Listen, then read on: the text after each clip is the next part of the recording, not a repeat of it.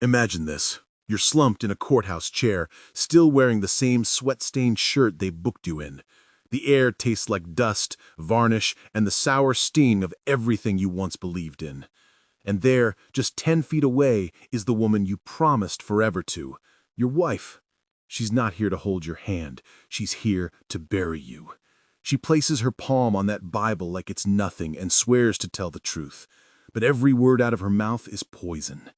You know she hid that brick of heroin in your toolbox. You know she made the call. You know she planned it with her real lover, a woman named Riley. And the worst part? 12 strangers in the jury box swallow every lie whole. That was the day Marcus Reed's world cracked clean in half. At 28, Marcus was a program coordinator at a community center in Memphis, Tennessee, a quiet guy who lived to keep kids from repeating his own mistakes. But his wife, Lena, decided his mistakes were the perfect weapon. While she kissed him goodnight, she was burning his life down with Riley Voss, a cocky trauma nurse who hated men on principle and hated even more that Lena was tied to one. Together, they framed him clean.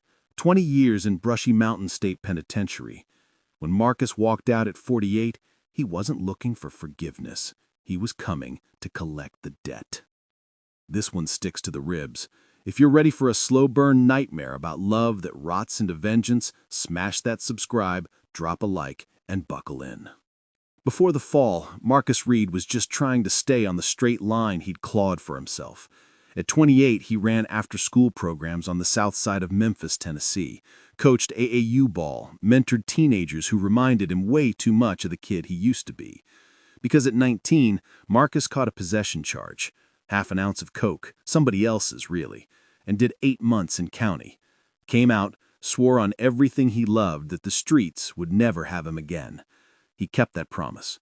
Community college at night, certification in juvenile counseling, same scuffed Timberlands every day, rusted out 2008 Dodge Charger that still ran because he babied it, polite to old ladies, calm voice, hands that never shook. For 4 years, he gave that steady heart to one woman, Lena Reed. Lena was 30, a surgical tech at Methodist University Hospital. Small, soft-spoken, always pressed and polished. Raised in a strict holiness household where questions got you the belt and sin got you disowned. Marcus met her at a church health screening. She was taking blood sugars. He told her she was raising his just by standing there. She actually smiled. 2 months later, they were sharing an apartment. 8 months after that, they married at the courthouse with his auntie and her sister as witnesses. Simple gold bands, quick kiss, vows murmured against each other's necks like secrets.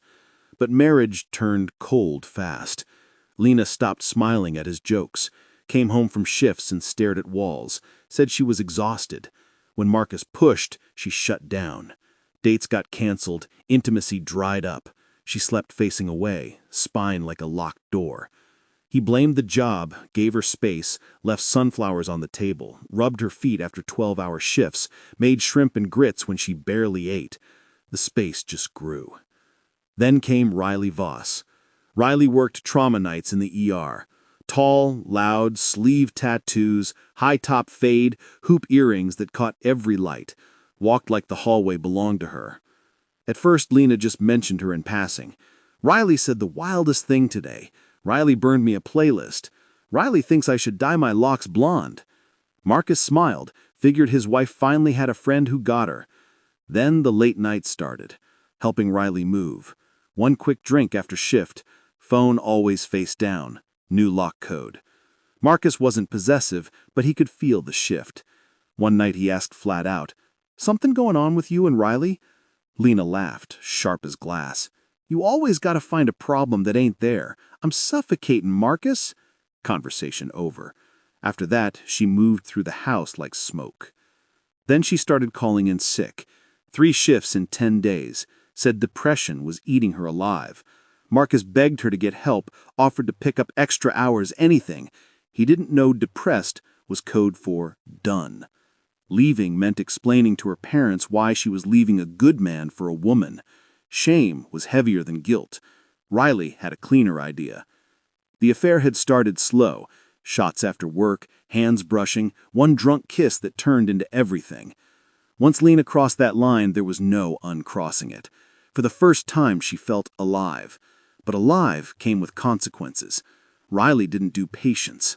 One night, legs tangled on Riley's couch, Lena whispered, "If he just wasn't here, we could breathe." Riley didn't flinch. She knew a guy named Devin who moved weight out the back of a tire shop. 500 cash, no names, and she walked away with a vacuum-sealed pack heavy enough to send a man away forever. The plant happened on a random Tuesday. Marcus was inside the barber shop getting lined up, Charger parked out front. Lena still had the spare key. She pulled up on her lunch break, heart hammering so loud she thought the whole block could hear it. Popped the trunk, slid the brick under the spare, and wiped the latch with her sleeve, and drove away like it was nothing. That night she made salmon patties and smiled across the table while he told her about his day. Next morning, an anonymous tip hit Shelby County Narcotics. Typed, mailed, no prints. Said Marcus Reed was using the community center to move heroin to kids. Stash in the Charger. 10 days later, blue lights filled his rear view on Summer Avenue. He pulled over, thinking busted taillight. 2 detectives, hands on holsters. "Step out, Mr. Reed. We need to search the vehicle." They found it in 30 seconds. Enough for intent, enough for 20 years. Lena showed up at the precinct in fresh scrubs, eyes already red like she'd practiced. Told detectives she'd noticed cash missing, found pills in his work bag, always knew his change was temporary. Took the immunity deal without blinking. Trial lasted 9 days. Jury saw a black man with a prior, a crying wife, a brick of heroin, and called it a wrap. 20 years. Marcus went away quiet. First month inside, he got stabbed in the chow line over a tray. Learned quick, eyes down, mouth shut, trust nobody. Kept to himself, worked laundry, read every law book the library had. Wrote Lena for the first 2 years. Never a reply. Year 8, his grandmother died. Couldn't attend the funeral.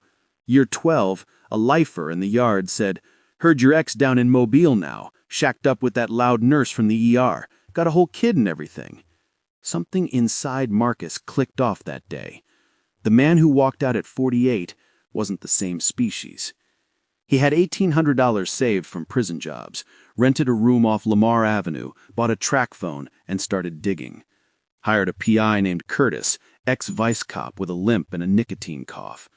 2 weeks later, Curtis slid a folder across the table. "Lena Voss now, Mobile, Alabama, married to Riley Voss, same woman, kids 9, IVF, donor, clean paper trail." Photos attached. Lena pushing a little boy on a swing, smiling like the past was a dream she woke up from. Marcus drove to Mobile on a Friday when the air felt like soup. Parked 2 streets over, walked the rest. Neat bungalow, turquoise shutters, toys in the yard. Knocked once. Riley opened a door in a sports bra and basketball shorts, fresh fade. Squinted. "Yeah?" Recognition hit her like a slap. Behind her, Lena stepped into the foyer holding a sippy cup. It slipped from her fingers, shattered, juice bleeding across the tile. "Marcus," she breathed. He smiled without warmth. 20 years. Y'all sleep better than I did?" Lena started shaking. Riley reached for her phone.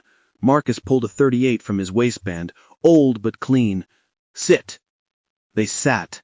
Living room smelled like vanilla and betrayal. "You framed me," he said to Lena, voice flat. "Planted it, testified, watched them lock me away because you thought I stepped out, when you were the one living the lie." "I thought you cheated," she sobbed. "I couldn't be who I was. I panicked. Riley said—" "Doesn't matter what Riley said." He turned the gun. 2 shots. Riley dropped, choking on her own blood. Lena screamed, scrambled. He walked forward slow, like a man who had all the time in the world now. "Please, Marcus, I was scared. You swore on a Bible once." He raised the revolver. "Swear to God now." 1 more shot. He drove straight to Mobile PD, walked in, laid the gun on the counter. "I just killed the 2 people who murdered 20 years of my life. I'm ready."